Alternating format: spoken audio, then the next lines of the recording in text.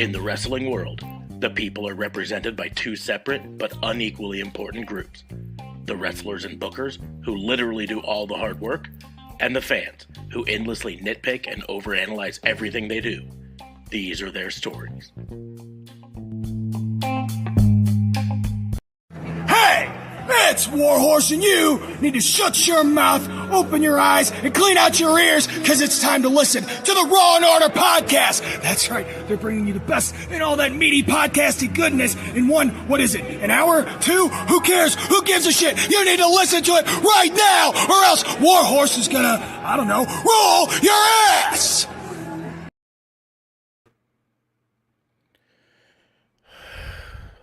Welcome to another episode of Raw and Order, the Wrestling Booking Unit, the only wrestling podcast on the planet that's just now live because Double or Nothing just got over and I don't know what to think. The world is on fire. Crazy. I don't know. I am joined this week by only one co-host, my partner in crime fighting this week, JLB. What's going on, man? How are you? I am shocked, I am surprised, I am exhausted, I am happy that these pay-per-views are only every 2 months. I'm good, though, and I'm here, and I'm ready to talk some wrestling from what I can remember from all of that overload. Yeah, this was a heck of a pay-per-view, I gotta be honest with you. I mean, it was... and I'm not talking about quality. I'm just talking about length, right? The kickoff started at 6 hour time, right? Yeah, which would have been 7 your time, right? And it was 11:40 my time when it got over, when the pay per view, which would be 12:40 your time. That is fucking. I mean, we used to give WWE crap for long ass pay-per-views. But I mean this was the thing is it never was like I never really wanted it to be done, you know what I mean? Like I never was like, can this just be over by now? Well, I mean, yeah, so it's obviously we felt the long strength overwhelmingness for different various reasons. At the same time, though, I do think when AEW does make the longer pay-per-views, or that's kind of their thing now, it's just maybe a bit much for me to take in all at once. That's kind of AEW's problem is they oversaturate, I think. I think I think everything would have been better with even just a half an hour earlier start time, right? Because you're still sitting there for 5 hours, though. It's more just but I mean, pay-per-views are supposed to be, 3 events, hours, right? No, they're supposed to be events. If Raw is 3 hours, pay-per-view should always be longer than your main show. Always. And so if Raw is 3 hours on every Monday night, pay-per-view should always be at least 4. But and I'm a firm believer in that. 5 is long, but again, I think part of why it feels so long is that it's fucking midnight and almost 1 a.m. for you. And we're just getting done with it. And if we started an hour earlier, especially on a weekend like this, it's in America, it's Memorial Day weekend, which means so you guys are off tomorrow. A lot of people are off tomorrow. Nice. Does that include you?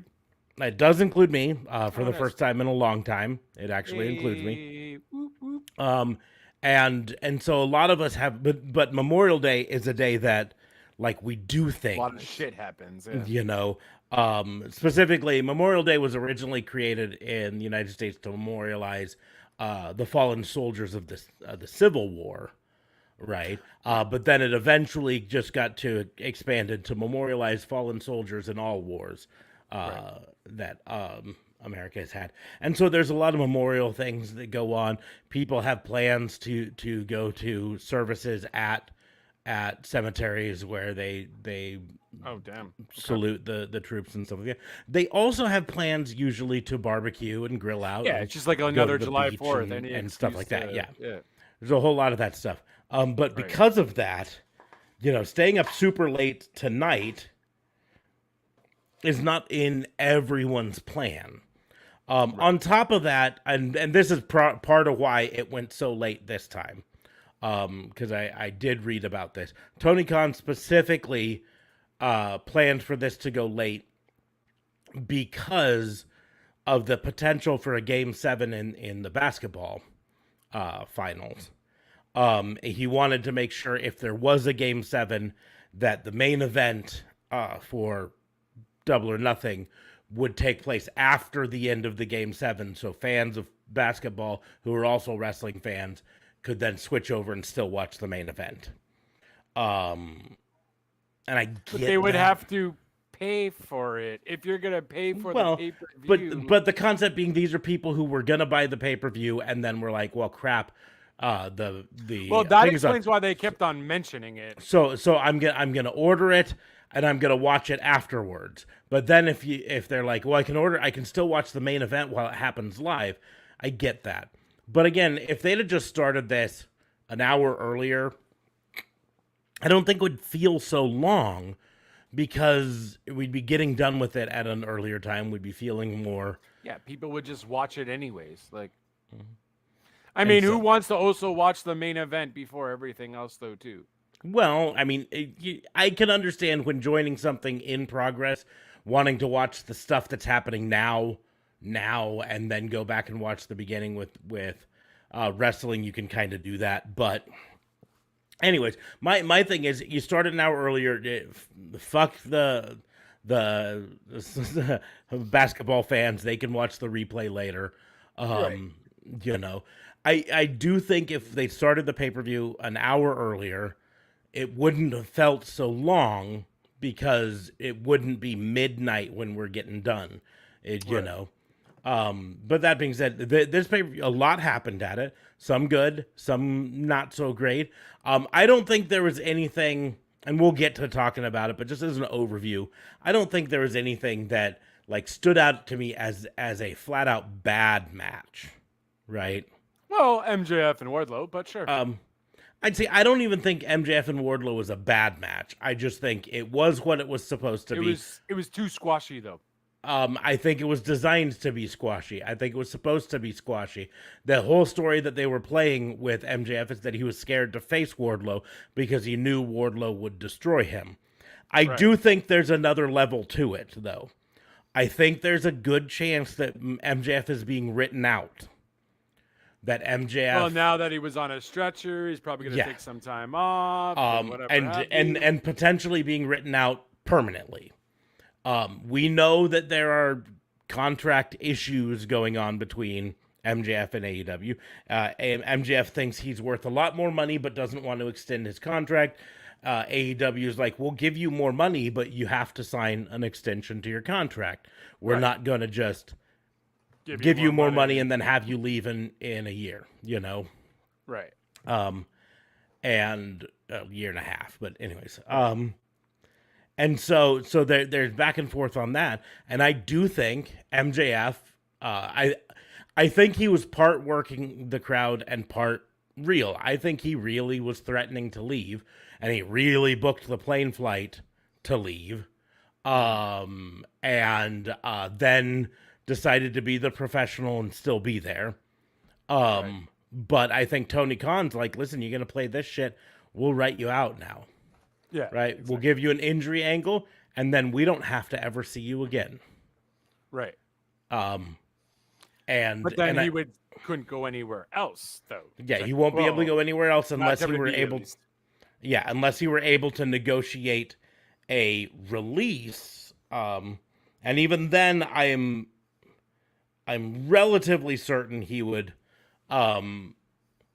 there would be some sort of no compete on there. I would bet that AEW has.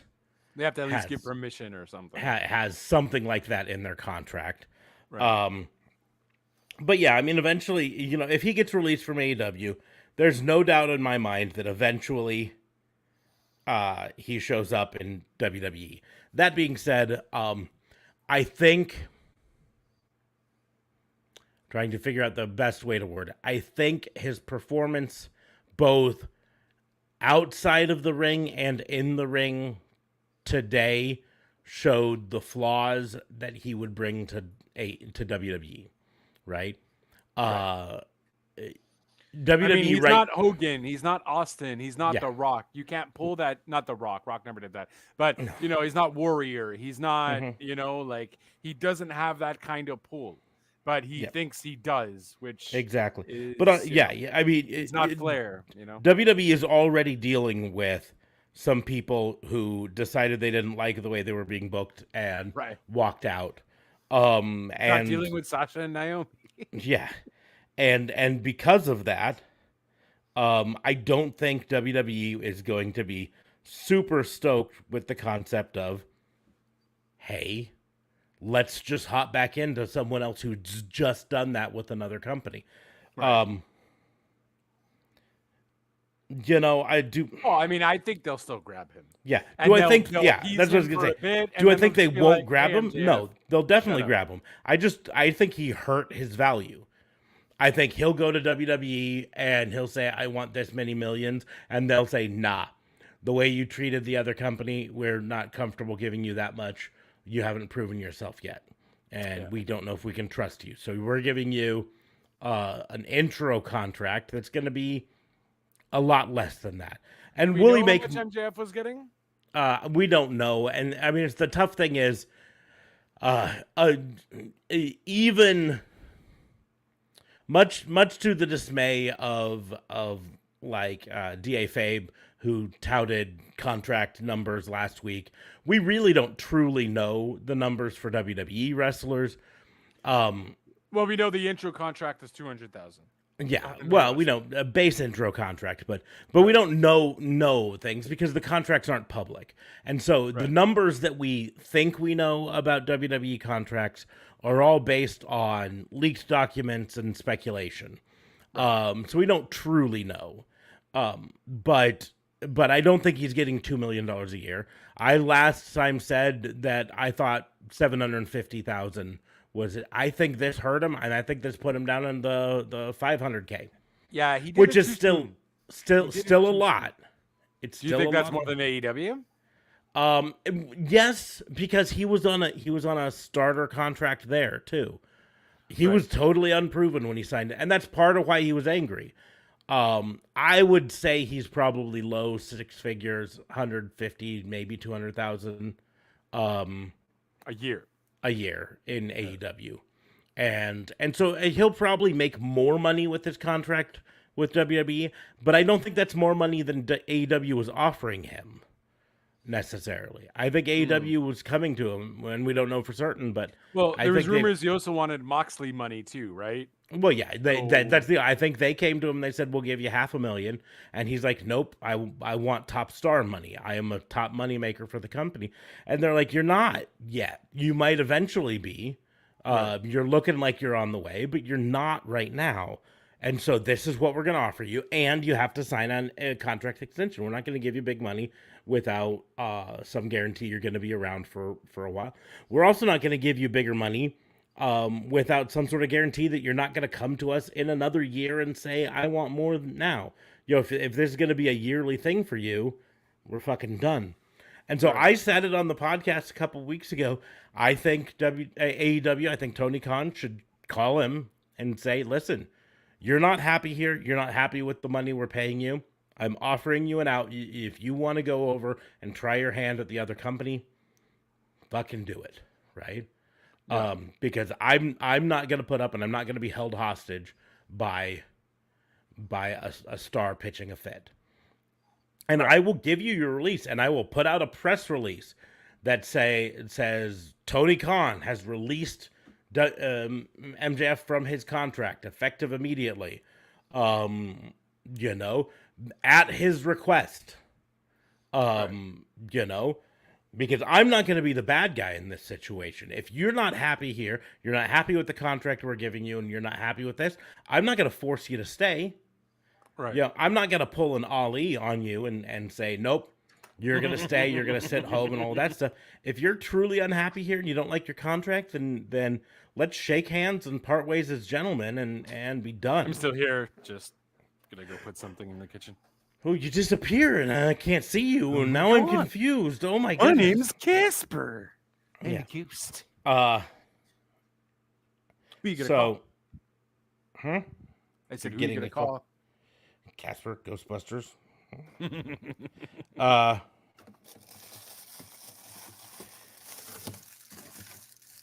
Anyways, but so that's what I think Tony Khan should do.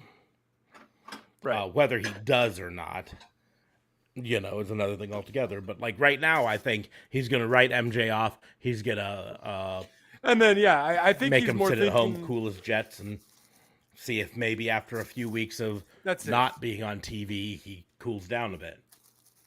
which also can bite him in the butt too. That just gives him 2 weeks to go, I don't know, to Connecticut, talk to Bruce Pritchard. Because apparently he's really close with Bruce Pritchard, right? I don't know if he's close to, but Like they're good friends, apparently. I didn't hear that. So that Oh, I don't recall where I heard that from. I remember just hearing that.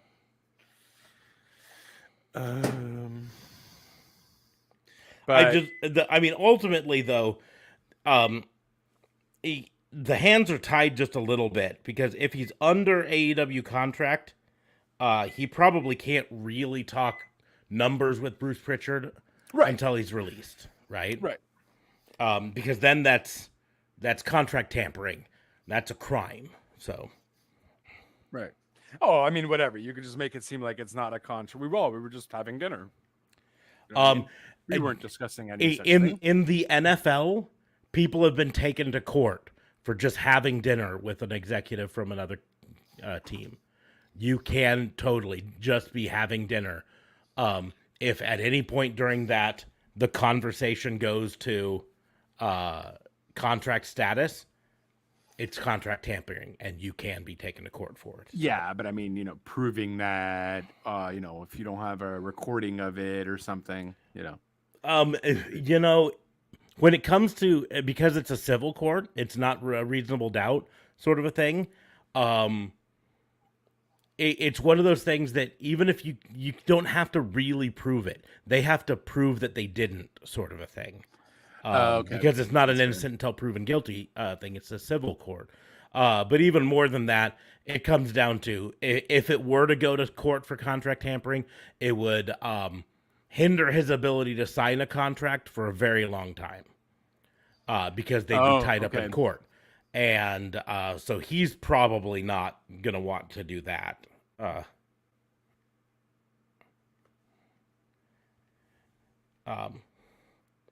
But anyways, let's get into the review. Before we talk the review, I remind everyone that Raw & Order is part of the Tatnitz Co. podcast network, so you can head on over to tatnitzco.com. Links in the doobly-doos. Just wait until after the show to do that. But head on over to tatnitzco.com and check out the other shows there. A reminder that we don't do our review in the same way that other places do. We don't go match by match through and talk about the match and say it was a great match or it was a bad match. We talk about the worst matches and worst moments at the beginning, and then we talk about the best matches and best moments at the end. And then in the end, we kind of give our overall opinion on the pay-per-view. So a lot of things to get through, but we'll just start right off of the bat. Worst match of the night. I'm gonna be back soon on camera. It's just I'm waiting for my food to get ready. Worst match of the night.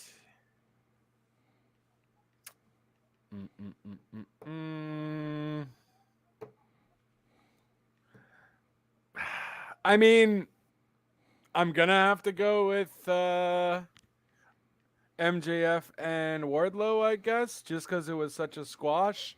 I originally was gonna maybe mention Jade's match, but I think the ending helped it out quite a lot.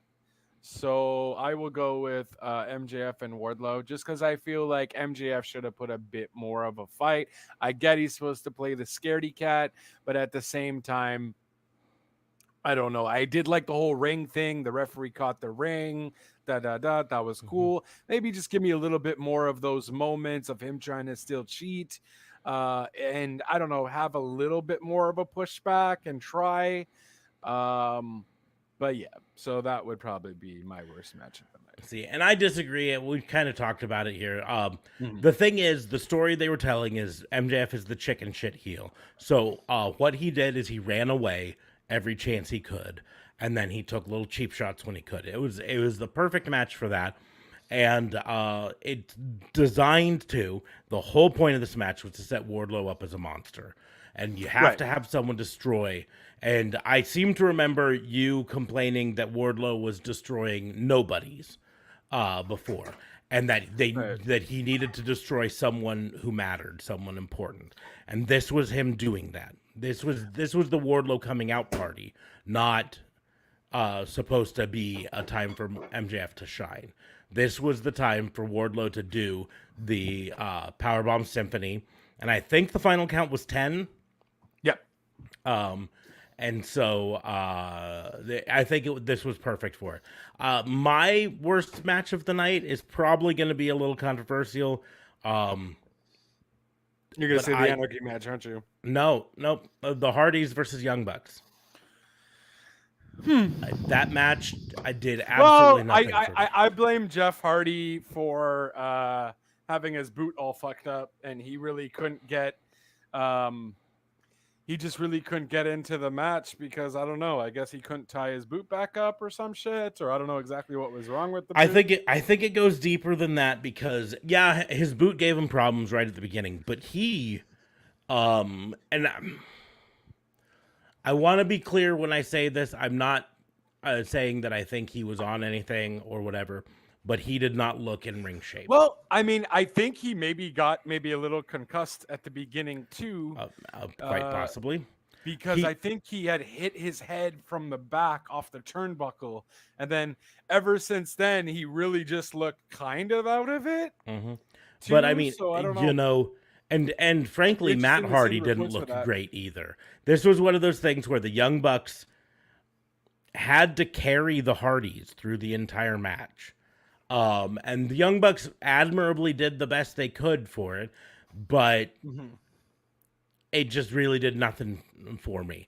Honorable mention for worst match of the night, unfortunately, is Jade Cargill versus Anna Jay. Yeah, I mean, it was not. Thankfully, I kind of was like, and maybe that's why I was kind of sleepy.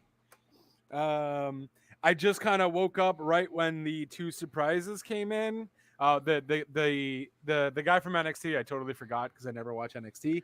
But then seeing Athena come in, looking really excited, really happy, and really ready to go was pretty refreshing and actually woke me up. So, yeah. Stokely Hathaway, who was formerly Malcolm Bivens in NXT. And formerly, if I'm correct, he was MJF's manager in MLW, I believe. Let's see, he managed Low Key. Good old Low Key. Is he still wrestling? I think so, but not as much. I mean, he's getting a little older.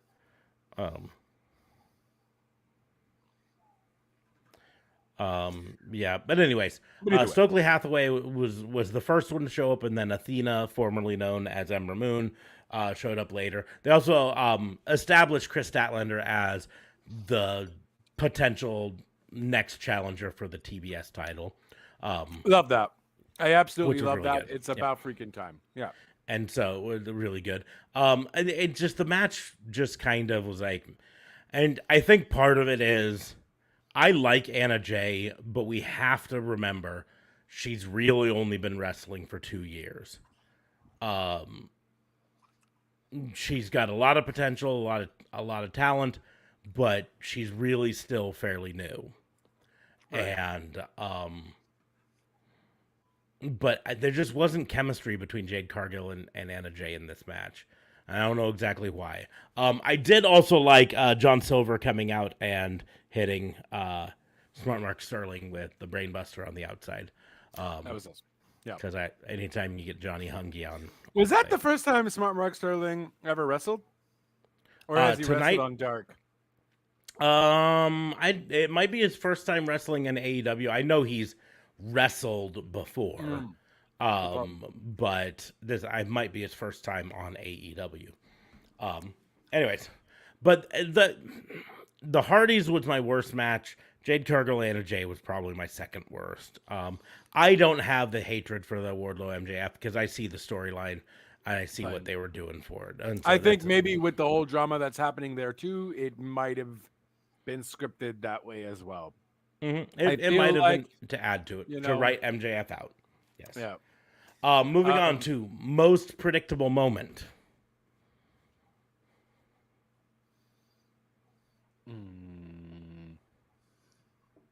So many unpredictable moments, like the music going on in Anarchy, which was really cool. I was weirded off by it, but then I was like, that is kind of interesting, though.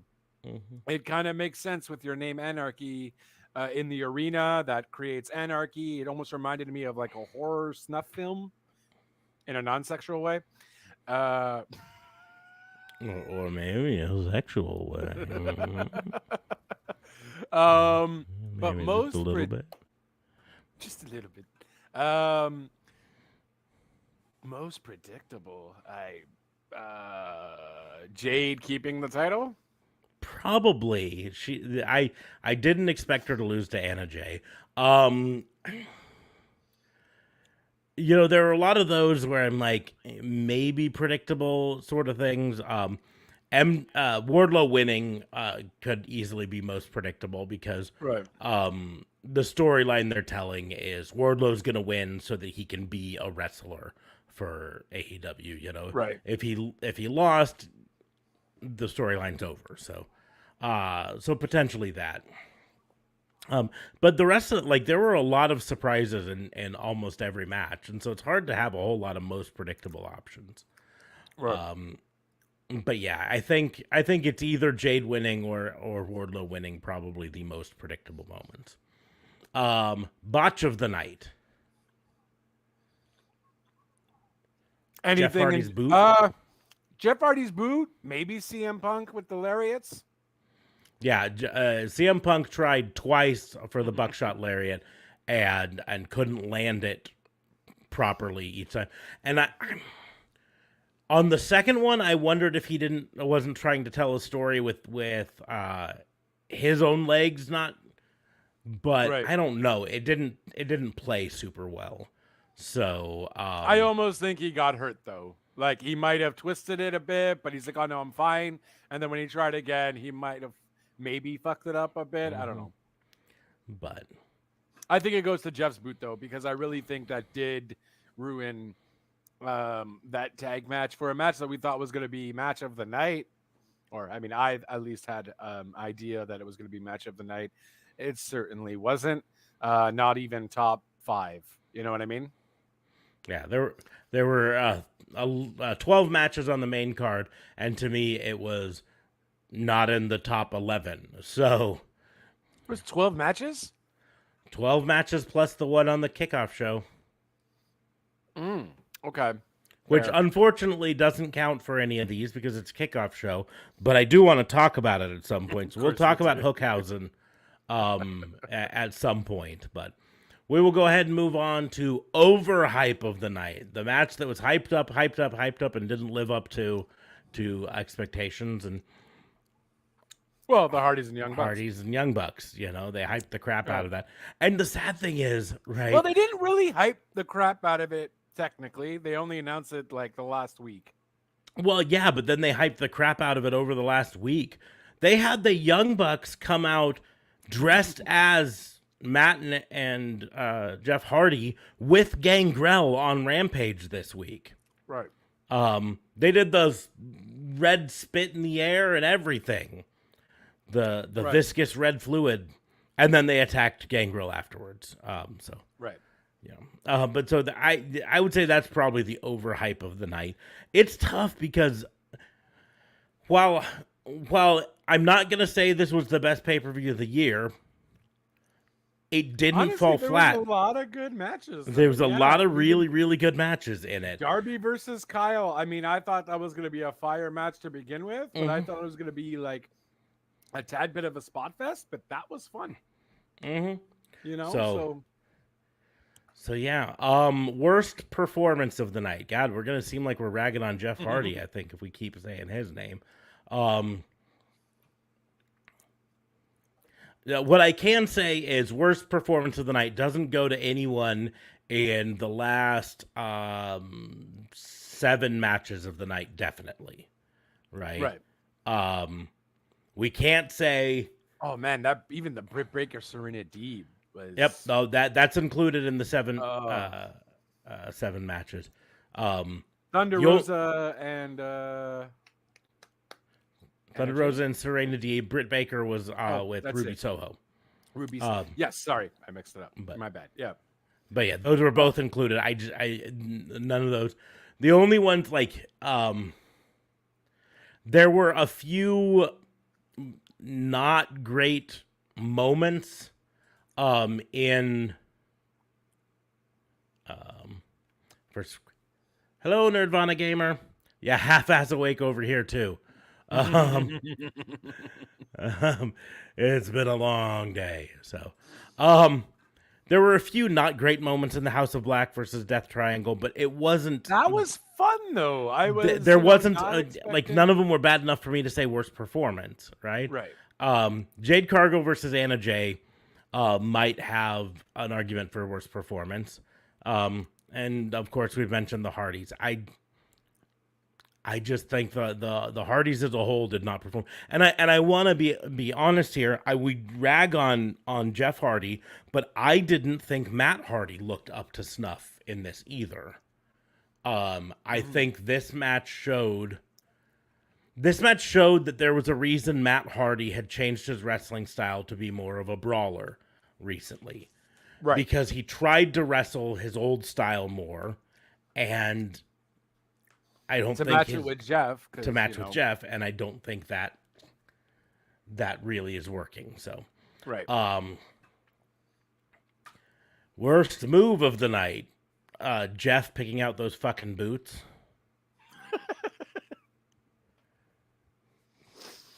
Jeff, when he tried to go for the whisper in the wind and he couldn't get his feet up on that top rope. Because of stupid boots, and so he just kind of stumbled around on the top rope for a bit and then fell off. And yeah, I mean, I'm sorry, Jeff, but this is on you, bud. Yeah, on you and your boots. Like, you would think if there was a boot issue though, and it can't be fixed by tying it or whatever, we'd have like an extra pair in the back or something. Well, you'd think the fact that he's worn the exact same ring gear for the past 25 years that he'd have his boot situation all figured out, but well, I mean, shit happens. Maybe it was good until he randomly got in the ring and something fucked up. And I get that, but like, I don't know.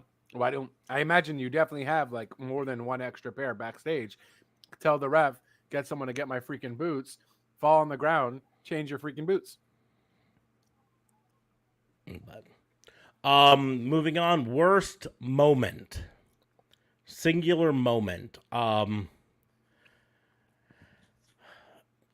gonna choose a moment that was definitely a botch, but they covered it up fairly well. But it was the moment that I was actually afraid, and that was Darby Allin's dive to the outside. Yes, that first one. That's first one where it looks like he dove a little early and then his legs caught and just planted him face first on the ground. That was not a great moment. No, I was legitimately worried that he was injured for a while on that. And then he goes and does it on the other one. Well, but that's the deal is I'm pretty sure that spot was planned to be done once, right? That it was planned. He was going to dive out and Kyle was going to catch him in the guillotine choke and do that on the first side. And when he botched the move on the first side, Then he said, go out the other side and we'll do it again. And the other side, he successfully did it right. But the first time made me really worried that he had hurt himself. And if you follow this wrestling podcast, I never wish for a wrestler to hurt themselves. So. Right. But now, I kind of rushed through all the worst things because, frankly... That's fine. There's so many good ones. This pay-per-view was so full of good stuff. So we're going to start with the best, including the first one, the best moment of the night.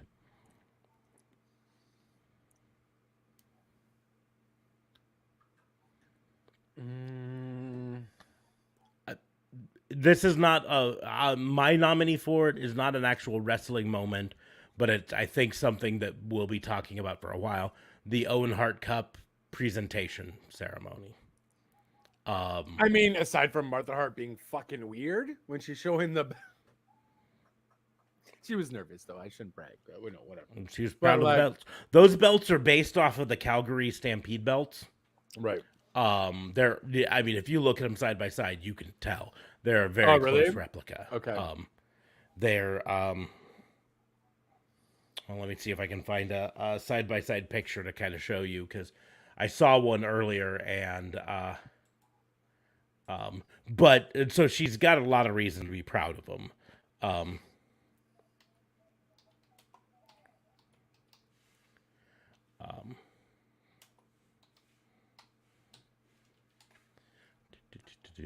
The belts are beautiful, by the way. Yeah, no, really cool. Love the little Canadian flag on them too. I thought that was a nice touch.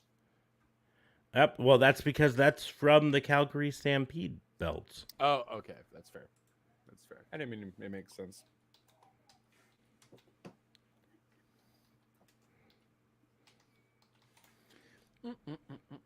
Someone put one up. I think it was on Twitter, and now I've got to see if I can find it. Dun, dun, dun, dun, dun.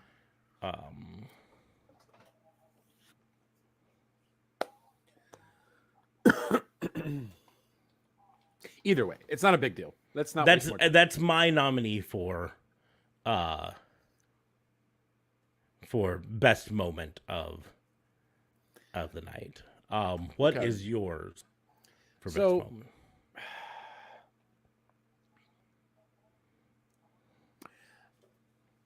I gotta kind of say, I think it's honestly, I really enjoyed that. I think I'm gonna say the Anarchy Rules stipulation for me. They find ways to be very creative with their matches, and for some reason it always involves Jericho, so I don't know if Jericho has a say in what goes on, but I feel like it's not necessarily the best moment. That's one that stands out to me as being really creative with just being a hardcore match. And although they were flipping cameras like crazy, it wasn't like, Bruce Pritchard bad. You know what I mean? It was still somewhat decent, and the music playing was pretty awesome. That must have been kind of annoying, but also really fun for the crowd, I feel like, too, because they necessarily couldn't follow everybody and everything, but everybody was everywhere to at least get a gist of what's going on. No, not a fan. No, I liked it. It just isn't in my best moment of the night, because there were so many great moments, but Athena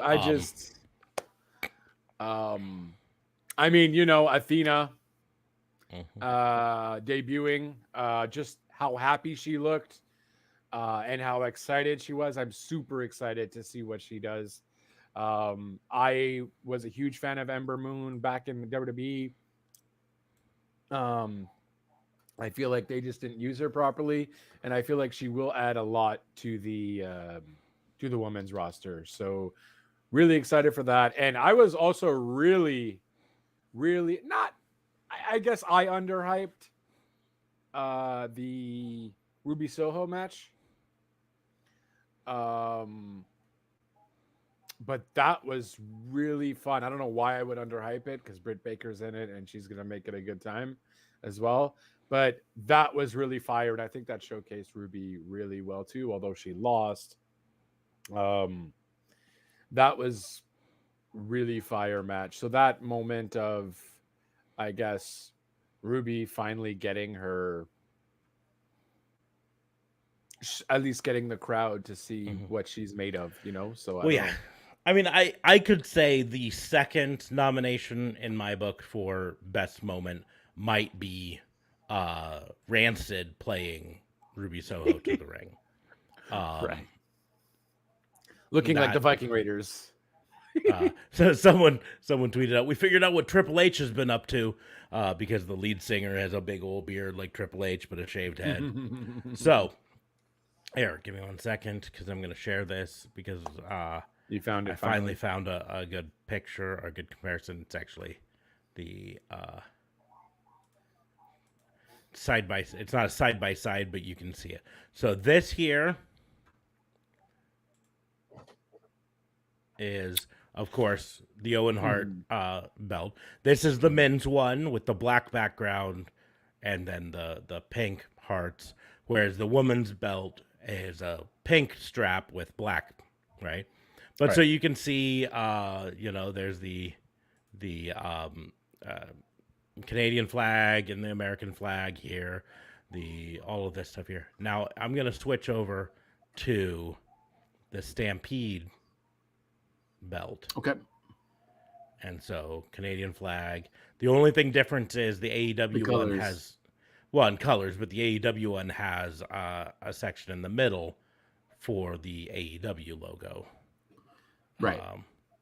Well, it's actually the Owen Hart Foundation logo, I guess, right there. Right. And then down here, 2022, down below, where on the NWA, that's what it was, the NWA one.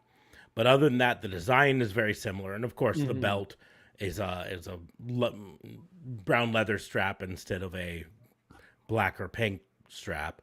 But that fits with it being an Owen Hart one.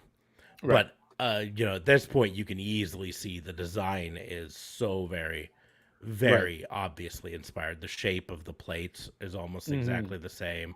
These are a little wider. But it's really obvious to see that was their designed intention to pay homage to the Calgary Stampede belt. Right. Heavyweight wrestling champion, North American. Anyways. But so yeah, no. Ruby Soho getting played to the ring by Rancid. Rancid. That was cool. I almost at that point, this might have been where they worked me a bit. I almost thought they're not going to bring Rancid out to play her to the ring and not give her the win, right? Right. And they didn't give her the win. And so now I should have thought about it a little bit just from a standpoint of Adam Cole had just won the first one. Kid couple, yeah. This might be the time. Although, but Britt didn't need it, man. Like she really. Yeah, no, I agree. I think Ruby should have won. Yeah. I think this could have been the time to kind of hot shot Ruby up a bit, but But with Adam Cole winning, doing that, although you'd think AEW had learned to keep the couples away from each other on screen after the whole Sammy Ty fiasco, where apparently Tony Khan didn't think, he's like, they're both baby faces. We'll love it when we put them together, right? Babyface, super babyface. And then was absolutely perplexed when he did it, and people were like, we hate this. Right. What? And so, yeah, maybe keep Adam Cole and Britt Baker apart on actual TV from now on. Well, yeah, but they're kind of doing that, and every so often they come together and whatever. So it's not bad how they do it. I don't think this means anything. I guess it was kind of cool as a photo op to see both of them together as the it couple of wrestling in AEW, at least. I don't know. I just Britt. I mean, I wouldn't have mind either Adam Cole or Samoa Joe winning it.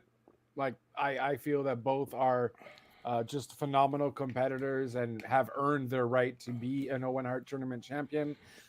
Not to say that Britt doesn't own, but she just doesn't need it per se. The thing with Adam Cole is he's has not been a champion in AEW recently at all, to be perfectly honest. Samoa Joe hasn't technically been in AEW, but he is the ROH North American champion or television ROH champion. Television champion, I think. Television champion. Anyways, it's really hard to call him a television champion when they don't have a TV show, but that's beside the point. And so either one of them winning, I think, makes sense. But Britt Baker 2 months ago was the women's champion. 3 months ago, when their last pay-per-view was. And so I think this was, in my opinion, the time you hotshot Ruby Soho up a bit, but whatever. We will move on to breakout star of the night. Who was the person that impressed you the most that you did not think had it in them, and suddenly you're like, holy shit, this person is the fucking star?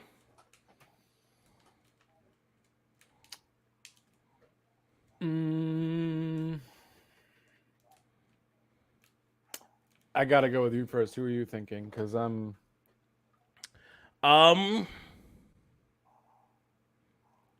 the ones on the main show, the main thing, I gotta be honest, it's probably kind of one getting overlooked a little bit. It was the match that both of us forgot was actually on the card until it happened. But I think Powerhouse Hobbs and Ricky Starks both looked phenomenal in that tag team match. I'm a little shocked that they kept the belts on Jurassic Express a little bit longer. Yeah, that was definitely a shocker for me too. I was not expecting that. This is maybe the first time I notice Starks and Hobbs, if you will, in the sense that they really stood out in the match. And you have people like Keith Lee and Jungle Boy, but yeah, that was a good storytelling match right there. That was good. All parties were amazing. That I was shocked. And to come right after the Anarchy in the Arena match and still put on a great show, that's a big thing there. So that's who I'm obviously not the booker, and maybe Tony has bigger plans down the road, but this is when I would have put the belt on Team Taz. I would have put the tag team belts on them. But yeah, I don't know. I would have been happy with it going to Keith and Swerve there. So I wouldn't have complained with that, but Powerhouse Hobbs is going to be a star. He is. I just don't think he's there yet. I don't love think Ricky need to give Starks. him the tag team titles. I know. I hate Ricky Starks. And Ricky He Starks will be a star though. and It's Hobbs just, together as tag champions is a chance to really do some stuff. But they'll definitely get more TV time though if that does happen. So maybe that's a good idea. I just don't get why they kept it on Jurassic Express. They have not done anything with them at all. Like, what are you doing here? Well, and it's very obvious to me that their plan is to move Jungle Boy up to the main event scene. And so why is it though? It's obvious to me that that's their plan. Luchasaurus seems like an afterthought in all of these matches. And Christian Cage is just waiting for a chance to turn heel on him. Right.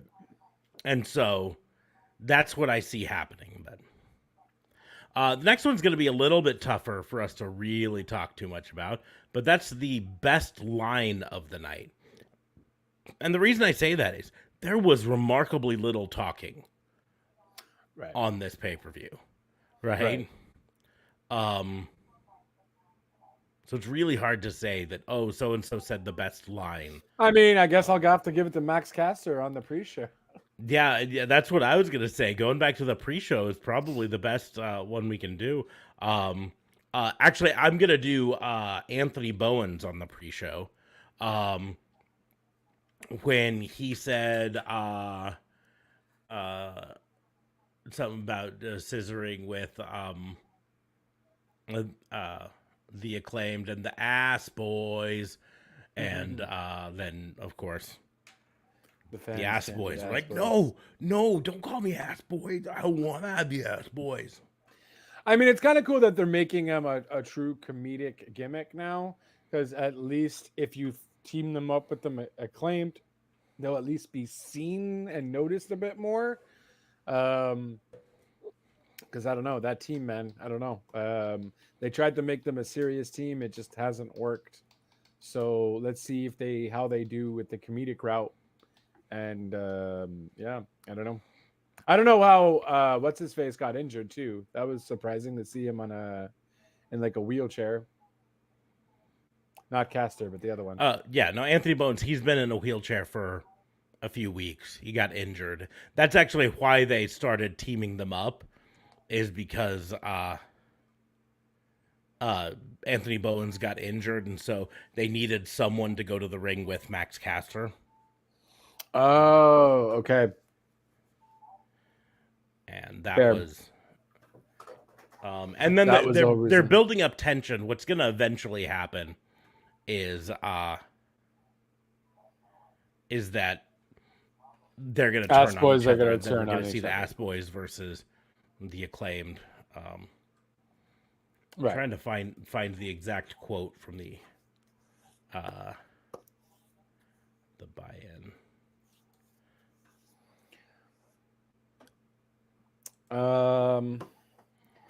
Best line. I'm trying to think of. No. I mean, maybe Justin Roberts announcing the Anarchy rules. It's like shit is gonna get real. I thought that was pretty hilarious. You don't necessarily hear an announcer say that, so it was pretty interesting, pretty funny to hear him say that.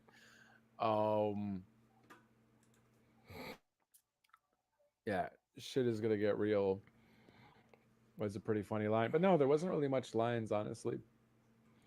Yeah, that's why you almost have to just go back to the Ass Boys. You found it? No, I haven't yet. I found a video of it, I think.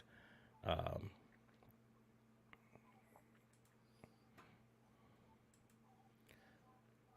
see if I can pull it up with my shitty ass computer.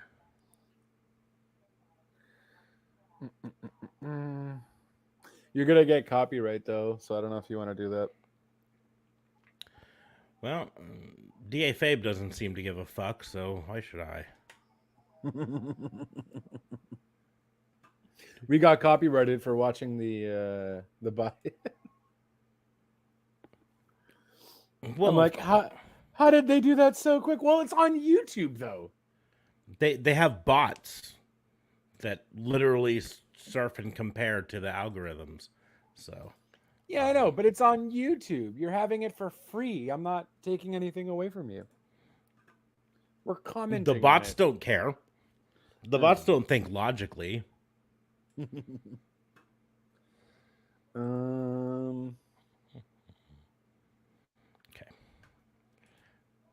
So Max Caster.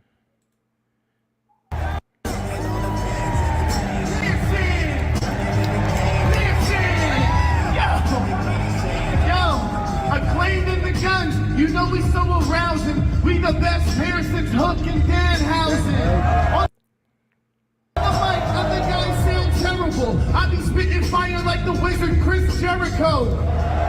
So we light up your life. If Bowens wasn't hurt, we would win the titles tonight. Double or nothing. We about the Spaz Boys. Welcome to the show from Acclaimed and the Ass Boys.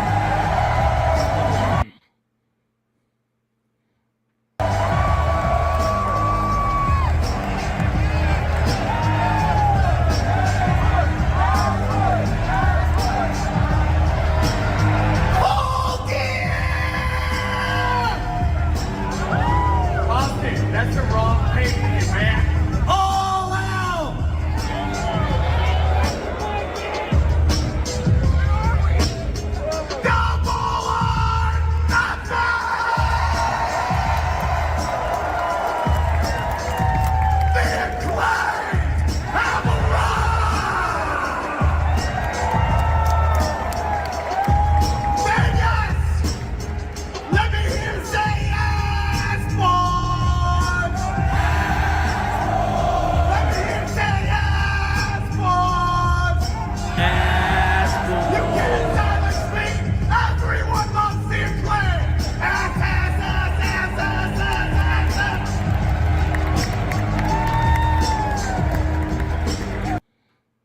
Let me hear you say ass, boys. That was pretty entertaining. Yep, for sure. That definitely wins line of the night. Yep, at least in my opinion. Yeah, I'll stick with Justin Roberts. I told you that earlier. Geesh. Don't know what she's referring to. Yeah, I'm not entirely sure. I mean, she didn't tell me anything earlier because she don't talk to me. Nope. But yeah, that's my pick for. We're wasting too much time on line of the night. Let's go. Yeah, well, because we've only got like 5 more things. Oh, so shit. Best performance of the night. Oof. Oh, the video getting taken down. She told you that the video would get taken down if you tried to do that. Oh, That's what she okay. said. That's fair. I don't know. All of them were like, "Oh no, it won't." I'm like, "Okay, guys, whatever." Best performance of the night. Well, it wasn't Jeff Hardy. I'll tell you that much. Wasn't Sure Wardlow weren't. either.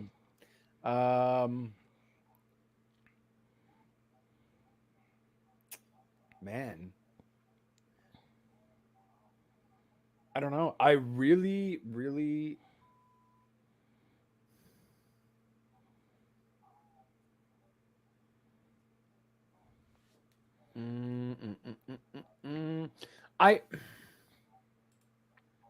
I'm gonna maybe. I feel like, honestly,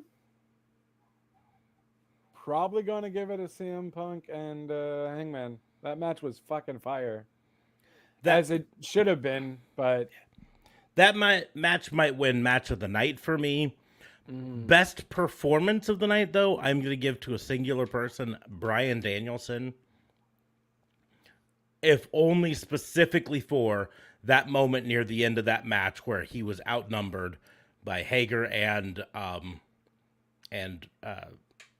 Chris Jericho. somebody, yeah, And he was just fighting them off. and kicking their asses. And I loved every second of it. And like I've said before, I'm not typically a Bryan Danielson fan. Like, I admit he's one of the best wrestlers in the world, but there's something about him that has never been like, yeah, he's my guy. But I was 100% behind him at that moment. I was like, yeah. And then for him to go out I think I'm even going with Eddie Kingston, man. Eddie Kingston did really good too. Between his fucking promos and then his just badassery, it's not even a word. But Kind of wished he would have lit someone on fire, though. Right? I was. Oh man, yeah. Like, I'm really shocked. I guess they learned their lesson from when they saw what's his face do it at an indie show. They said, "Hey, Janela couldn't put his leg out. Let's not try it with the whole body." Let's not try it with the whole body. Oh man. I feel like maybe we might see a Moxley versus Kingston again, maybe. Which I'm down for. I would see Danielson versus Kingston because they're the ones who kind of faced off. Yeah, but Moxley was the one that kicked him out. Oh no, Moxley came in afterwards. Yes, Moxley came in. Okay. Danielson was the one who stopped him and started to fight with him there. Right. So, and they've kind of built up to it. They had in the promos going into the match, Bryan Danielson said, "Yo, if you ask me who I like better, it's Chris Jericho, right? I think Eddie Kingston's a tool, but I want to do the violence, and to do the violence, I have to do against Chris Jericho, you know." Right. Which I kind of like the idea of just building Bryan Danielson up as the guy who just wants to fucking kick people's teeth in. Right. That's all he wants to do. Yet we still hear the yes chants. Yeah. Still, I'm sure Daniel Bryan feels a certain way. He's like, "Fuck, guys, do something with kick my face in or whatever or something." He should just start whenever they do it. Just start looking at the crowd and go, "What? What? They'll do what chants? What?" Or just start yelling when you do the kicks, like, "Kick your face in." You know what I mean? Like, do something to make the crowd go crazy ape shit over it, and you gotta teach them. You gotta teach them. But yeah, that was a really fun match, though. It was. Obviously not match of the night, but honestly, very creative. Kudos. And I got to give Jericho credit. I feel like Jericho does have a lot of input. This guy was in the Canadian Stampede. He was in the Mimosa match. He was in the Blood and Guts match. He's always in these specialty matches. And there's got to be something to it. Well, and he's credited as the creator of the Stadium Stampede. And credited as co-creator of Mimosa Mayhem. Right. So this is probably a lot of his idea too. I also like the way that Jericho Appreciation Society got the win was literally double teaming Bryan Danielson. Right. Like literally, they had Chris Jericho with him in the half crab, and fucking Jake Hager with the ring rope wrapped around his neck, pulling back, and he had to go out, and so that told a good story. But we're gonna move on. Under hype of the night. What was the match that wasn't really talked about, wasn't hyped up very much, but ended up being absolutely fucking fire?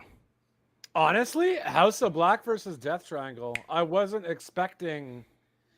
Yeah. That's the one I was gonna say. So, because I was really shocked.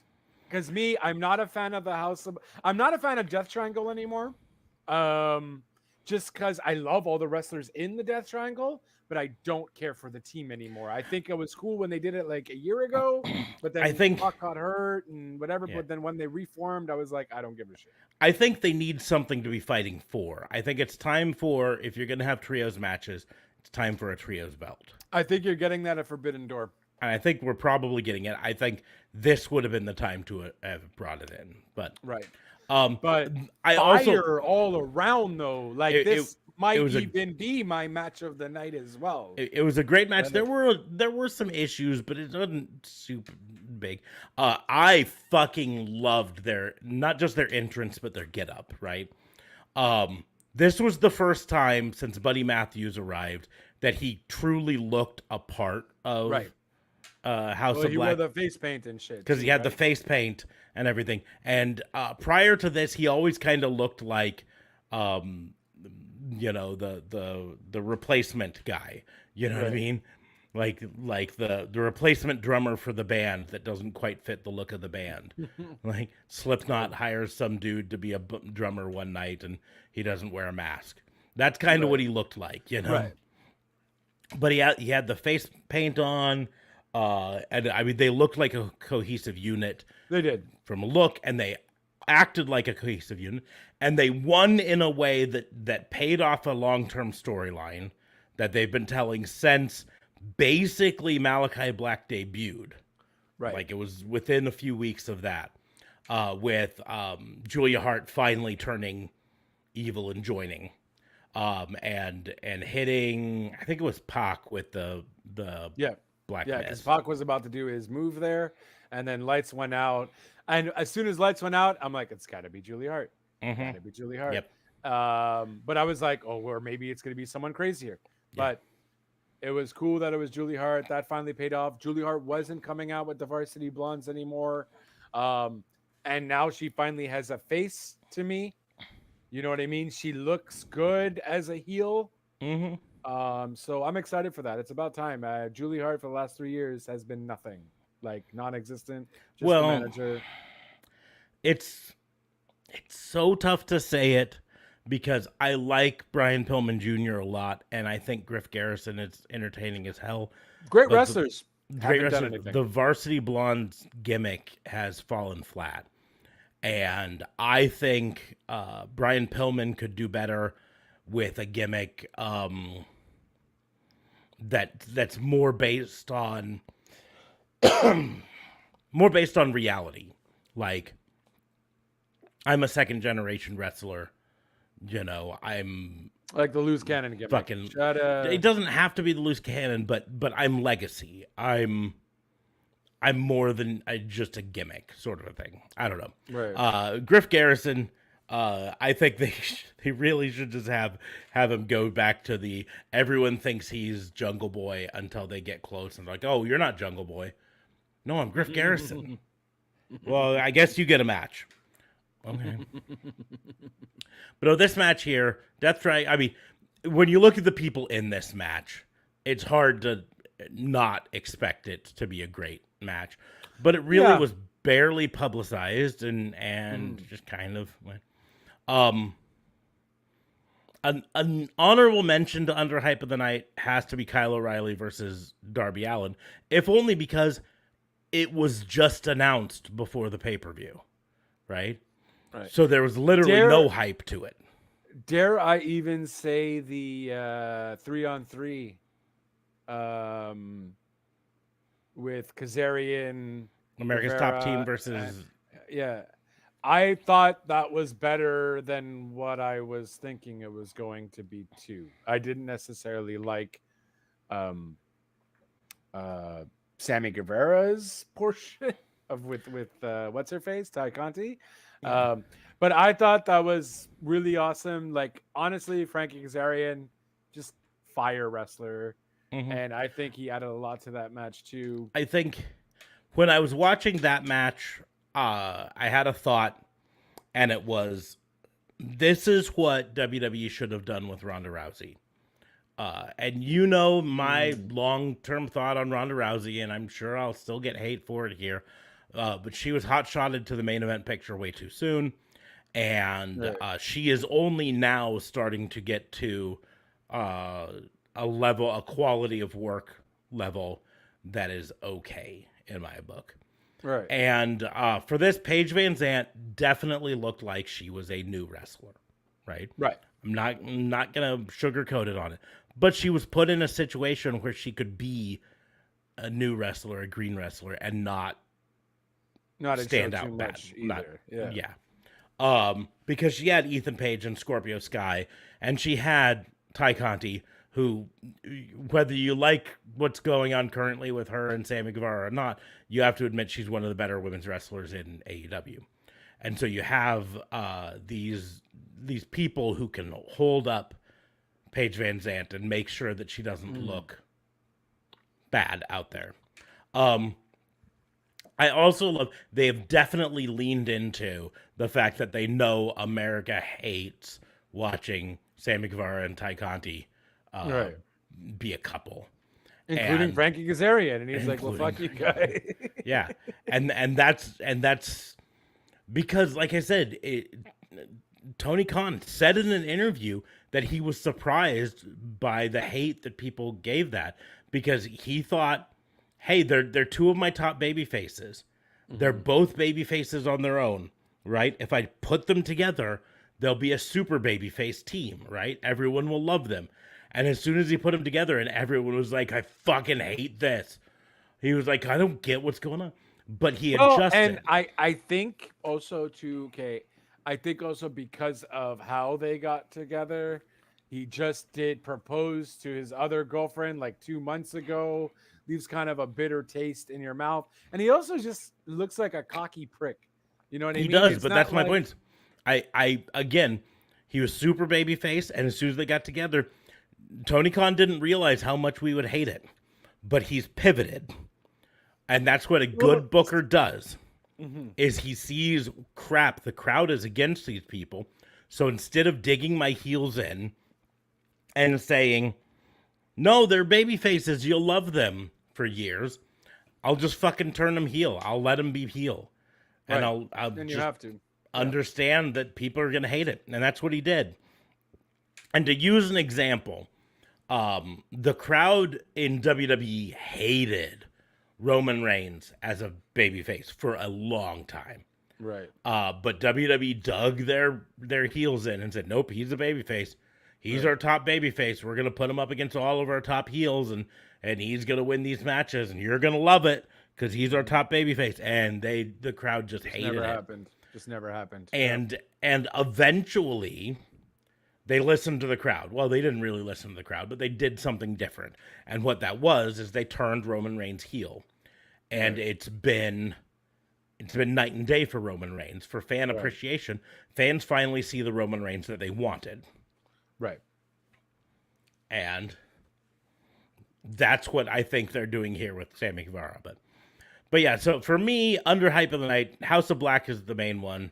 But then again, that Kyle O'Reilly, because it literally was not hyped at all. No. It was announced right before the On show. Rampage.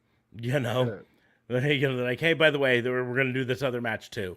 And frankly, it was only about a 10-minute long match. And in reality, if there was a match to cut from the show, this one might have been the match I would have cut, or maybe put it on the kickoff show. You know, you can have more than one match on the kickoff show. It's an hour-long show. Have 2 matches on the kickoff show. Yeah, their promos are way too much. So during the kickoff. Yeah, during the kickoff show, my wife literally looked at me after about 20 minutes of kickoff. And she's like, are they going to ever fucking wrestle on this? Or is it just going to talk? I go, this is the kickoff show. This is when they just hype shit up. The actual thing doesn't start for another half an hour. She's like, oh, God. She's like, you're a fucking loser. Oh, God. I mean, the upside is the kickoff show, I didn't have Literally, to see it only started fucking like... Pete Rosenberg. No, I guess that's a fair point. Or fucking JBL makes stupid sexist jokes. Mm-hmm. Yeah. So. Or, you know, the quackity, quack, duck, Yeah. quack thing. Shucky ducky That quack Booker quack. T, Shucky ducky quack quack. That's it. We'll move on to the OMG moment of the night. I'm going to go with Anarchy, the 2 ladders, both powered and powerful, jumping off, hitting the tables to the 2.0. I thought that was fuego.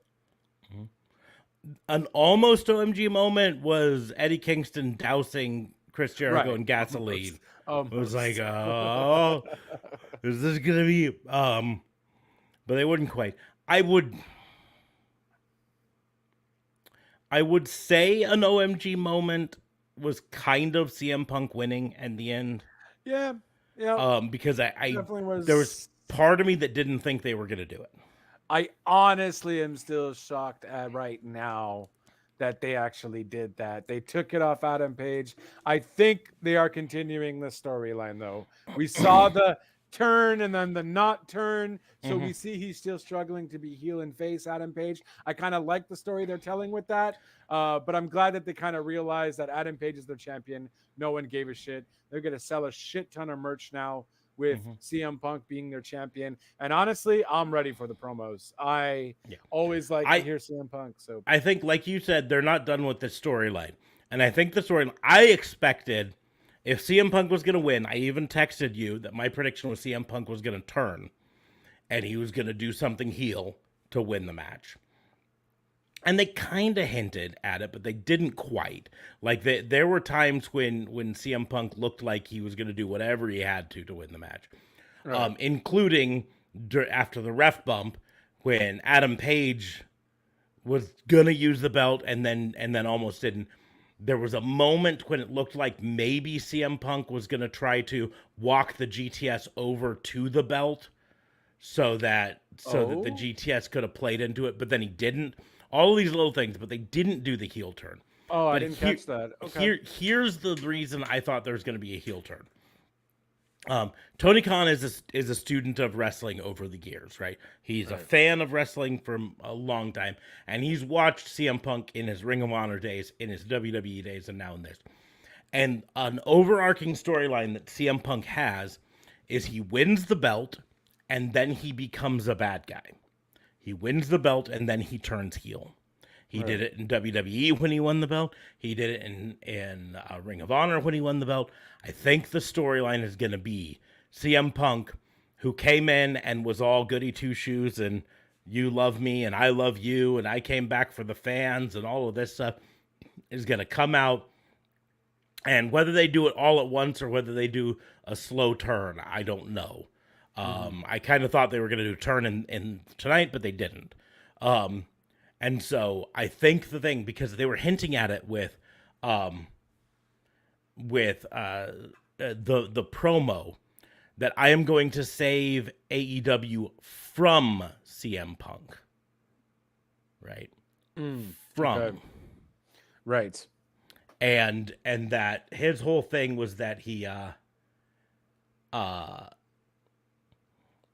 knows that CM Punk isn't the goody two-shoes that he's playing on TV in front of everyone. He knows that he's going to be the greedy, selfish champion.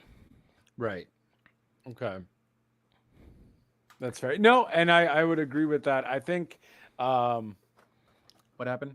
It's emojis that I'm not entirely certain the meaning of.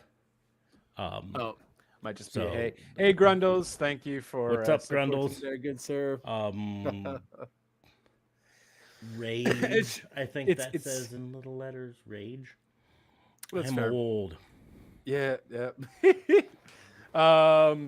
Yeah, thanks for the support there, Grundles, for the lurk. Yeah, no, and honestly, I even would think they should even tie Serena Deeb into the don't necessarily make a straight edge society, but kind of have it was Serena Deeb, right? That was the one that was in straight edge. Yeah, so have kind of like her there, kind of they're both Serena Deeb's obviously a heel. I think that would be kind of fun to play with since they like kind of catering to old storylines from WWE too. But I'm down for a heel CM Punk. I'm definitely gonna rewatch that match. I didn't notice he tried to do the GTS on the He title, didn't so- try. He started to walk towards it a bit and then just didn't. And that's why I said it was the slightest of a tease. But anyways. But that was probably my OMG moment, is just the fact that CM Punk actually won. Right. Specifically without a heel turn. Right? We'll move on to best move of the night.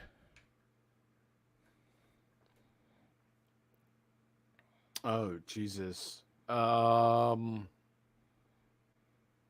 only one that's kind of in my head at the moment, it's kind of their double team move that they always do. I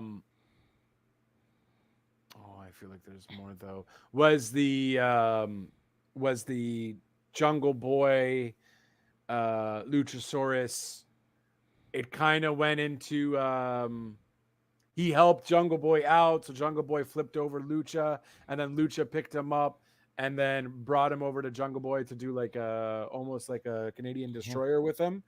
But I think they always do that though. But I'm still always so amazed at how perfectly they do that. My best move of the night is going to be a weird one, but it's to referee Paul Turner for pulling up CM Punk's pants after Hangman Page pulled him pretty much down. No, but in terms of actual moves, though, I think he saved the day. Paul Turner did. I would say in terms of moves, probably Kyle O'Reilly catching Darby Allin in the guillotine. that was cool. Yeah. That was really, really fucking cool. There were a lot of moves during the House of Black match that I probably could throw it at, but there's just not one that just stands out at me as that's the move, There has to definitely be one in there for sure. Yeah. See, it's just 11 matches, bro. It's just so much. Another best move of the night, not in the Maybe ring, notes, but is AEW bringing in Athena and Ramon. Right. That's a great move. Great also, even we haven't Bowen, talked. even Bowen, I guess his name is the NXT guy. Stokely Hathaway, who Jesus. was Okay. he was. And I don't remember him being part of I don't remember the Diamond, who was in the Diamonds or whatever. But everyone keeps telling me he was great. He was a great talker. So really excited to see him as a manager. I think that would be great for the baddie section. I think it's a great story that they're telling, that the baddies upgraded from Smart Mark Sterling to, and so now we're probably gonna have Smart Mark Sterling put together his own group to kind of go against. And so also best move potentially, although a lot of American fans won't know it at the moment, but that's bringing Roosh in to team with Andrade. And the reason I know anyone who doesn't watch CMLL or didn't watch Ring of Honor doesn't know Roosh very well. Roosh, I should say. and JLB being one of them, who texted me, "Who's that?" I'm like, And you're like, Rush. I'm like, oh, Who? okay. I don't know what you're talking about, but that guy that Andrade just brought in. Yeah, Yeah, Rush. yeah, I'm like, Rush. oh, okay. Roosh, look him up. He's fucking phenomenal. Yeah. And so that's a big move there. And then finally, the much vaunted match of the night. What was the best match in all 13 total? We'll even include Hookhausen in this because it's not going to win. But it was a fun match. That was a fun match. And honestly, I was scared that I still feel maybe it's just a little too comedic for me. Maybe give him a little bit more, but he still did a bit.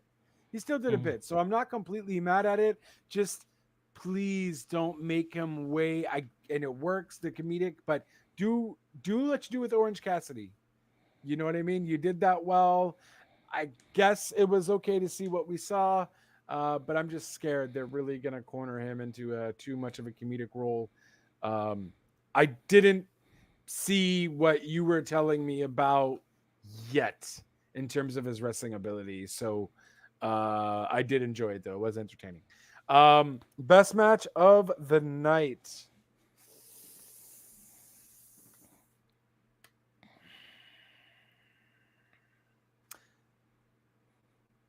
Yeah, I think I'm going to have to give it to...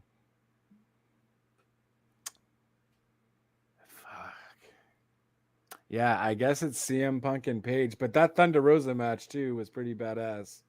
That's up there for me as well. I'm gonna go a different one. But it's fucking tough to choose one match as match of the night. Right. In fact, Even House of Black, man, fuck. well, that's my point. Is you got the House of Black match. So you're like, oh, well, that one's got to be a good one. You've got, Adam Cole versus Samoa Joe. That one's got to be a good one. Kyle O'Reilly versus Darby Allin. That one's got to be a good one. Thunder Rosa versus Serena Deeb. Well, that one's got to be a good one. CM Punk versus Adam Page. Well, that's got to be a good one. Overall, I really liked the Britt Baker versus Ruby Soho match. Yeah, I really liked that match. That was really fun. I might say so much with Ruby too, man. Yeah. Like, I might say that one gets my match of the night with a condition. Match of the night, traditional wrestling. Because that's what that match did. It was wrestling, it was counters and maneuvers and all that stuff. When you then take out the traditional wrestling, House of Black was a fucking fire match with spots all over the place, right? Right. CM Punk versus Hangman Page told a storyline that's going to continue. And the Jericho Appreciation Society versus Blackpool Combat Club and Santana and Ortiz and Eddie Kingston, Anarchy in the arena match was fucking insane. Yeah. It was insanity. And dare I even say Thunder Rosa and Anna Jay. Anna Jay? Yes? Anna Jay. No. Thunder Rosa and Serena Deeb. Serena Jade Cargill and Anna Jay. Right, my bad. Thunder Rosa and Serena Deeb. That was also a pretty wrestling traditional oriented match too, though. And from what I remember. And I remember, I don't know, man. Like, I'm really loving Serena Deeb on what she does in the ring, and Thunder Rosa has been on my good match list for a while now, so I'm just finally happy we're seeing women shine. There were 3 women's matches on this card, and women in the mixed trios match, right? So women were involved in 4 of the 12 main card matches. That's a third of it. That's still shocked that there was 12. Oh my god. Yeah. But that's pretty good. WWE in the same number of matches would have had maybe 1 women's match or 2 maybe. But I just checking, CBS Sports gave the Anarchy in the Arena the best grade of the night. So for them, that was the match of the night. I mean, it was If we're fun. looking- It was fun. It was fucking insanity. Is what it was. It was just all over the place. It really lived up to its word, though. When the music kept going, I'm like, what are they doing? Is the sound guy like all fucked up? What's going on? And then they cut it off because I feel like everyone was probably getting the second best match of the night they gave was to the House of Black versus Death Triangle. And then they had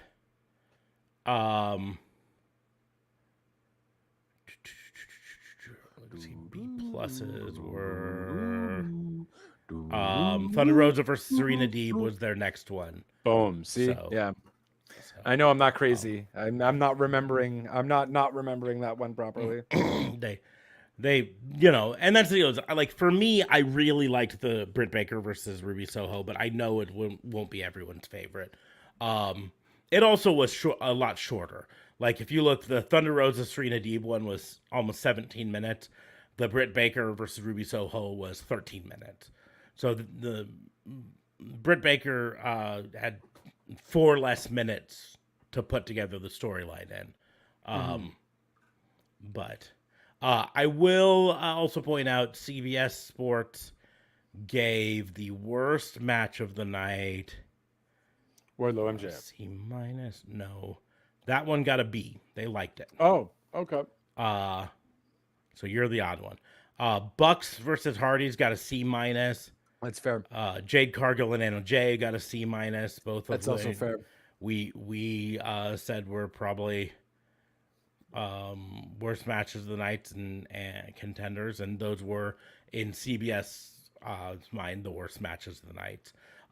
They didn't like Hookhausen versus Tony Nese and Mark Sterling either, though, so they gave it a C, but not a C minus. So it wasn't tied for the worst match of the night. It was third worst match of the night. Honestly, though, Hook is gonna get stale. Well, that's why I think they need to have Danhausen in there. The odd couple is for Hook. Hook, no longer is a one-trick pony. He can be the muscle, and Danhausen can be the talker. And I think that'll work. But, anyways.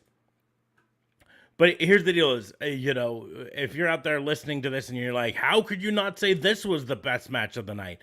You're probably right.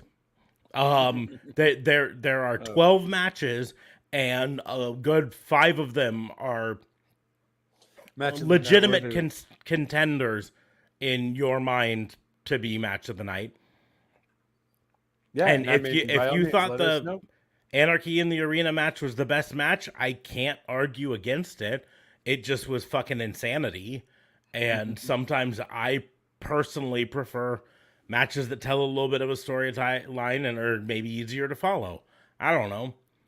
But it was nuts. So I do anticipate that we will get a blood and guts match to follow up this. Yep. Probably when Wheeler Yuta's back. so he can take Eddie Kingston out of the match. Why is Not he that- injured? I think it was partially injury and partially due to he was had some other stuff. I'm trying to remember what it was. I mean, because he's the Ring of Honor pure champion, as well as something with PWG. He might have been injured, but give me one second to see if I can find a listing on him. Wheeler, Utah.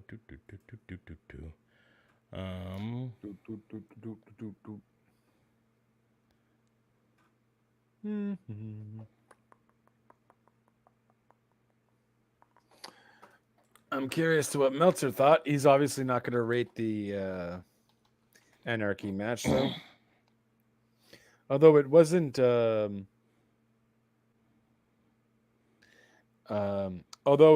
technically, it wasn't cinematic. So cinematic. So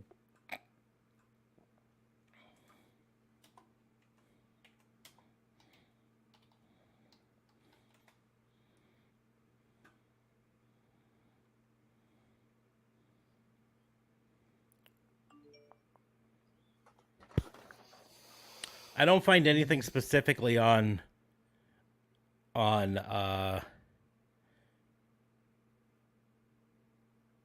him being injured, but I don't know for certain. I do know there was a reason he wasn't going to be able to be involved. I thought it was more due to like him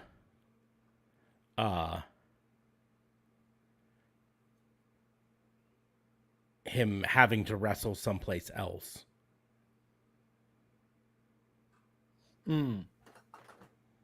Okay. Either way, he's going to be back soon. Because Yeah. it looks like they're definitely.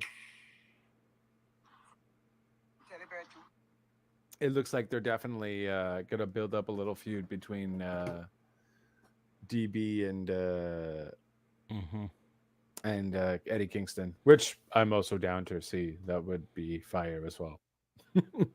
Give me Eddie Kingston versus anyone. And honestly, if MJF does happen to be on the way out, guess who might take his spot? Eddie Kingston's old, but definitely Eddie Kingston will get more airtime.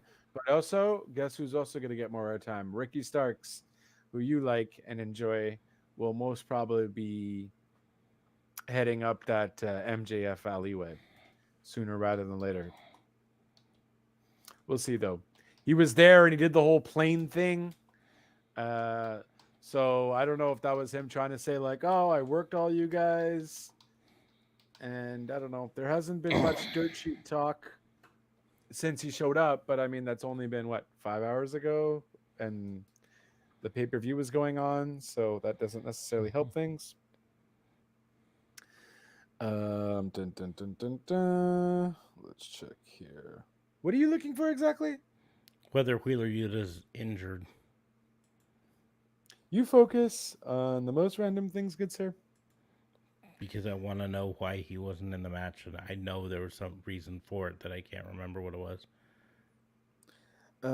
Tag team titles match.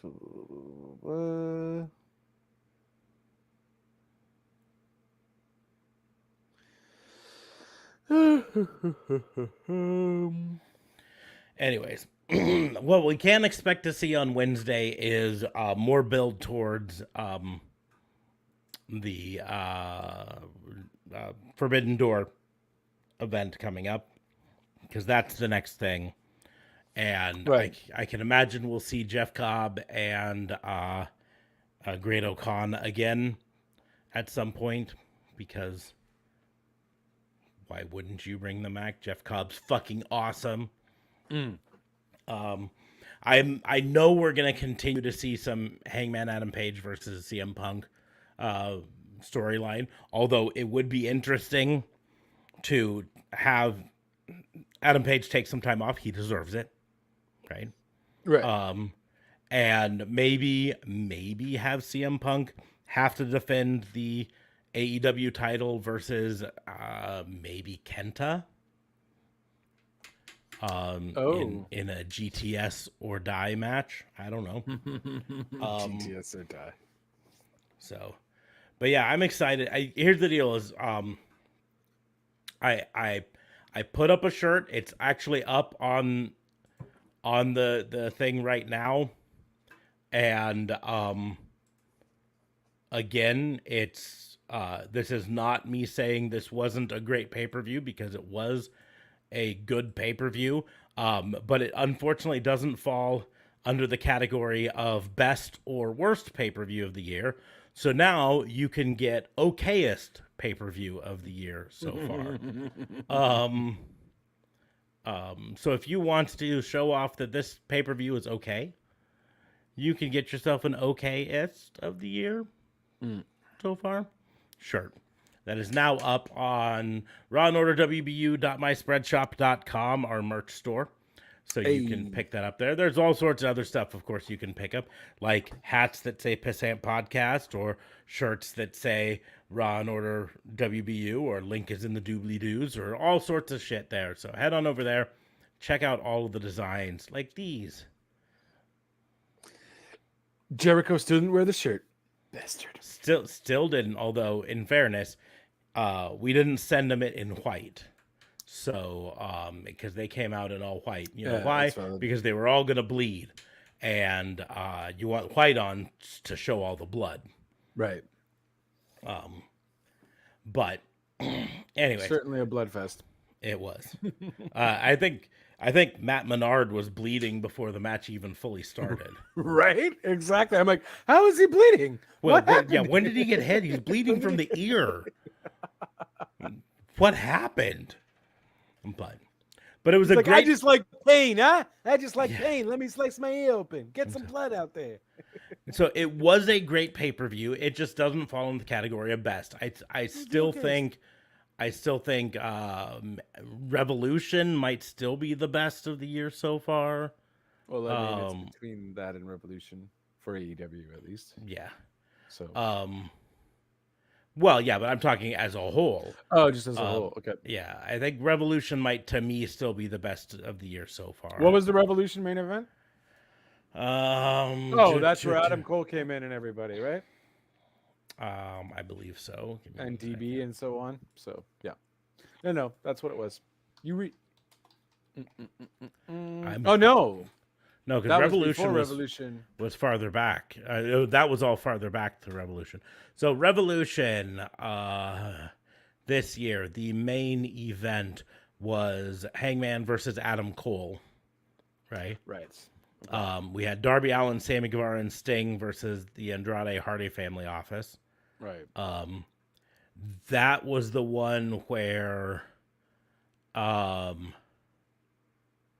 Sting jumped off the balcony. Right. Through Andrade and tables. Right. You had John Moxley versus Bryan Danielson.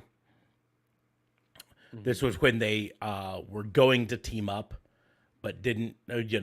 Before we team up, I'm gonna bleed with you. So this is when William Regal made his debut. Right. Okay. Britt Baker defeated Thunder Rosa to retain the championship. She would later lose it, of course. Right.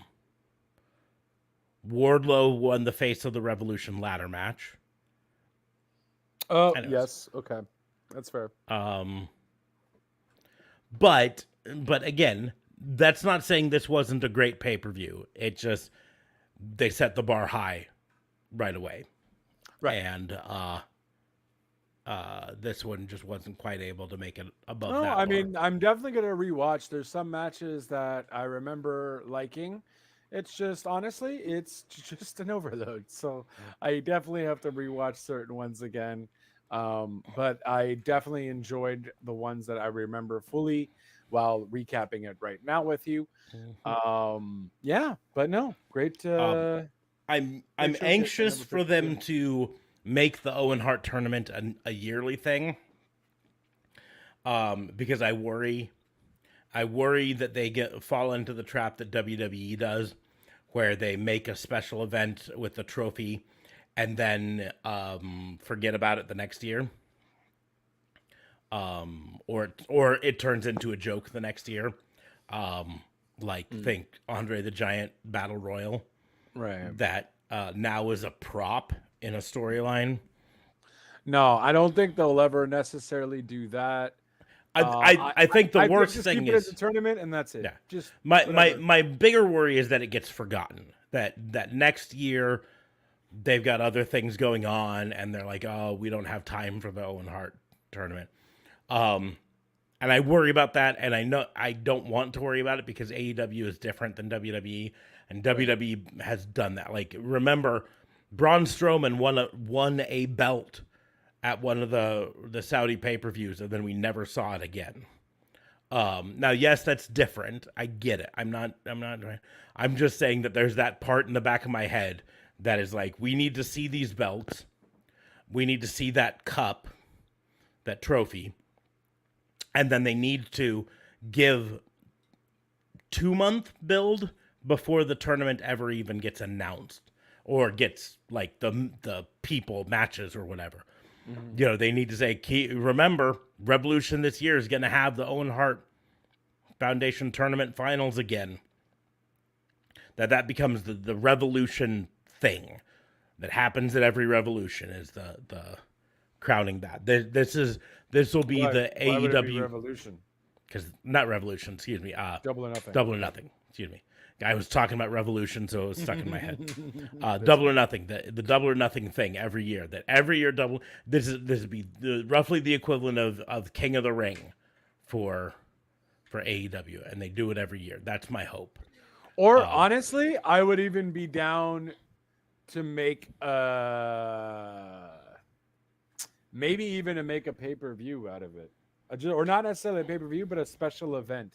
You just have a tournament in one. I don't have a problem with it, but I like the idea of it being part of a pay-per-view.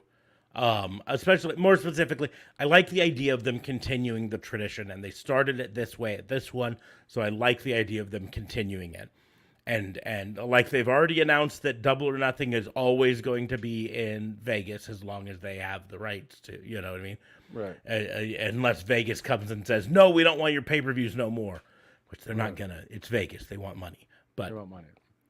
but so Double or Nothing will always be. So I think they also say Double or Nothing from now on will be where the Owen Hart tournament finals take place. And because here's the deal is, to use a reference that I'm sure you will understand of it, the Stanley Cup was more important year 2 than it was year 1. And was even more important year 3 than it was year 2 or year 1. Right? And now that the Stanley Cup has been around for decades, winning the Stanley Cup is even more important because it's a tradition that has continued and continued and continued. Right. Inversely, And not all teams have won it. and not all teams have won it. Yes, but inversely, there was a little triple A level hockey team in my hometown that they won the championship trophy for that league, but that league had only been around for 2 years at the time, or 3 years at the time. So it was a 3-year-old trophy that's supposed to be prestigious. It hadn't built up the prestige. Now, yeah, it was a AAA level. It's not going to ever be the level of the Stanley Cup. I get that. Right. But it's kind of one of those things. But the older it gets, the more the more important it is. Winning. So next year, that Owen Hart trophy needs to be out there, and it needs to have a plaque on it that has Britt Baker and Adam Cole's name engraved on it, which they mentioned that it's going to happen, right? And then, but there needs to be a spot on it ready for 2 more names. Right. And then the following year, in 2 years from now, there needs to be another one where they're doing that, because eventually, with the Stanley Cup, they had to add another base to it to keep adding names, right? If you look at the Stanley Cup now, it's a good 2 foot taller than it was originally because they had to keep adding bases, so they had room for more names. And eventually they'll have to add another base because they'll fill up the base they have now on it. But they're just putting the names of the teams, not necessarily all the players. They're just putting the names of the teams on it. Oh, okay. But still, if you're putting another name on every year, you can only fit so many names on a base, so you have to add another layer to fit another 20 teams on there or whatever it is, and so that's going to be the thing, is for this Owen Hart thing to really mean something, they have to continue it year after year. And it has to be the same trophy every year, and the same belts. They can be new versions of the belts, but the same belt, whatever, to make it matter. But that's about the only thing there. But otherwise, it was a fucking great night. And, aside from the matches that we already said were not great matches, Young Bucks versus the Hardys and Jade Cargill versus Anna Jay,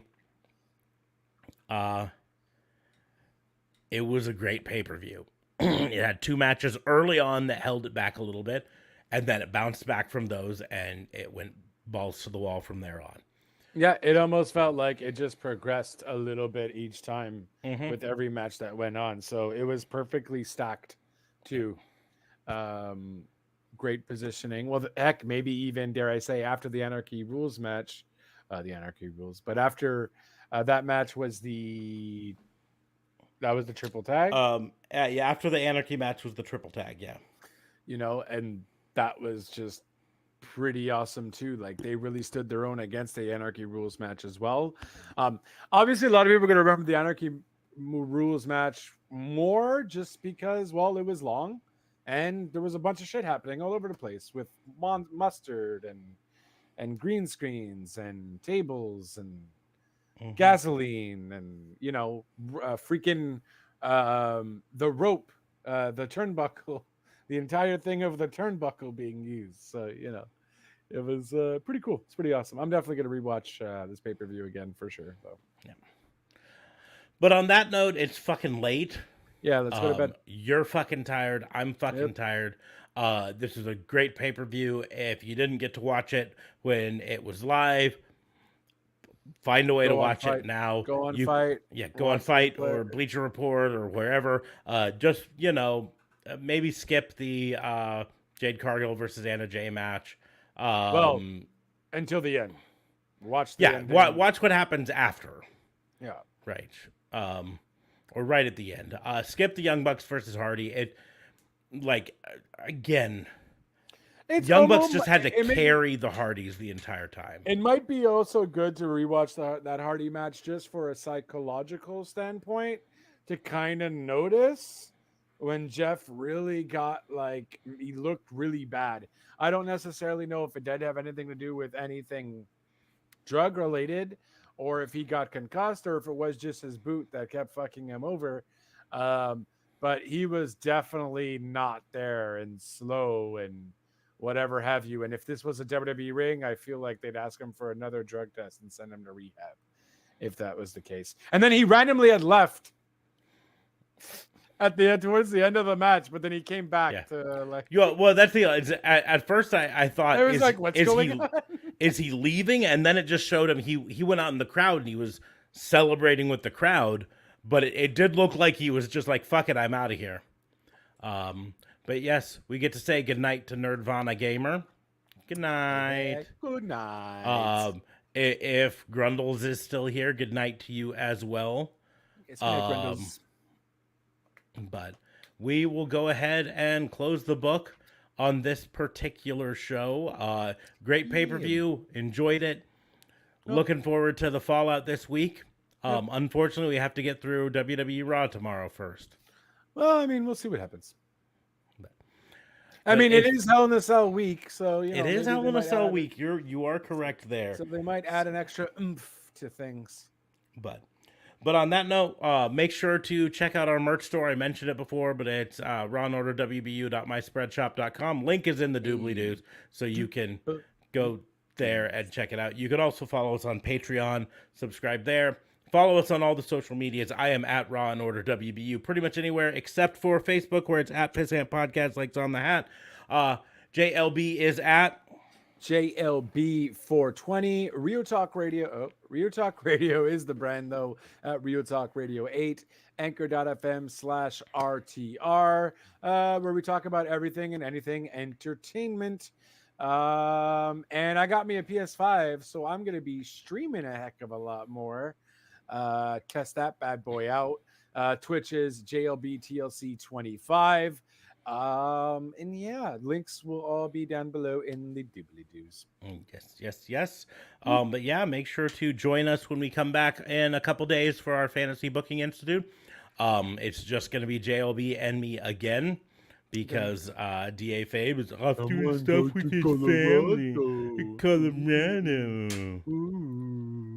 But on that note, thank you all for listening. We will see you soon.